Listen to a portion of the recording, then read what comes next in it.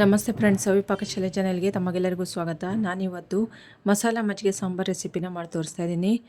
ಮಜ್ಜಿಗೆ ಸಾರನ್ನ ಯಾವ ರೀತಿ ಮಾಡೋದಂತ ನೋಡ್ಕೊಂಬರೋಣ ಬನ್ನಿ. ಮೊದಲಿಗೆ ನಾನಿಲ್ಲಿ ಒಂದು ಅರ್ಧ ಲೀಟ್ರ್ ಆಗೋಷ್ಟು ಮೊಸರು ತಗೊಂಡಿದ್ದೀನಿ.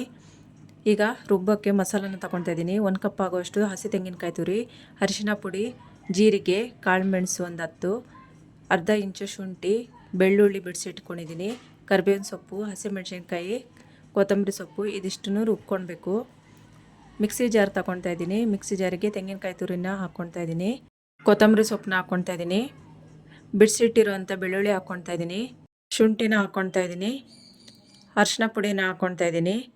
ಇವಾಗ ಉಳಿದಿರೋ ಎಲ್ಲ ಸಾಮಗ್ರಿಗಳನ್ನೆಲ್ಲ ಹಾಕ್ಕೊಳ್ತಾ ಇದ್ದೀನಿ. ಹಸಿಮೆಣಸಿನ್ಕಾಯಿ, ಕರಿಬೇವಿನ ಸೊಪ್ಪು, ಕಾಳು ಮೆಣಸು, ಜೀರಿಗೆ ಇದಿಷ್ಟನ್ನು ಹಾಕ್ಕೊಳ್ಬೇಕು. ಅರ್ಧ ಸ್ಪೂನ್ ಆಗುವಷ್ಟು ಕಲ್ಲುಪ್ಪನ್ನ ಹಾಕ್ಕೊಳ್ತಾ ಇದ್ದೀನಿ.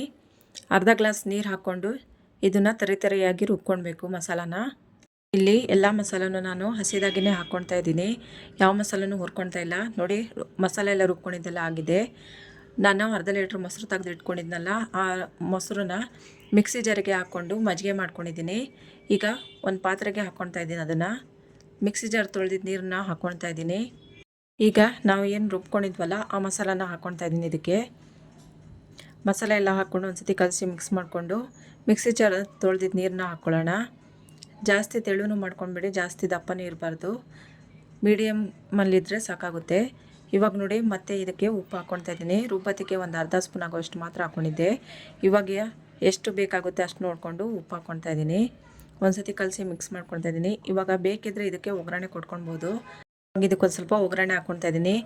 ಗ್ಯಾಸ್ ಮೇಲೆ ಒಂದು ಒಗ್ಗರಣೆ ಪಾತ್ರೆ ಇಟ್ಕೊಂಡು ಅದಕ್ಕೆ ಒಂದು ಸ್ಪೂನ್ ಆಗುವಷ್ಟು ಎಣ್ಣೆ ಹಾಕ್ಕೊಂಡಿದ್ದೀನಿ, ಸಾಸಿವೆ ಹಾಕ್ಕೊಂಡಿದ್ದೀನಿ, ಒಣಮೆಣಸಿನ್ಕಾಯಿ, ಕರಿಬೇವು ಸೊಪ್ಪು ಹಾಕ್ಕೊಂಡು ಇಷ್ಟೇ ಸಾಕು. ಇದಿಷ್ಟು ಹಾಕ್ಕೊಂಡು ಒಗ್ಗರಣೆ ಹಾಕ್ಕೊಂಡಿದ್ದೀನಿ.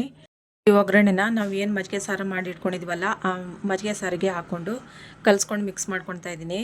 ಈಗ ಬಿಸಿ ಅನ್ನ ಜೊತೆ ಹಾಕ್ಕೊಂಡು ತಿನ್ನೋದಕ್ಕೆ ಮಜ್ಜಿಗೆ ಸಾಂಬಾರು ರೆಡಿಯಾಗಿದೆ.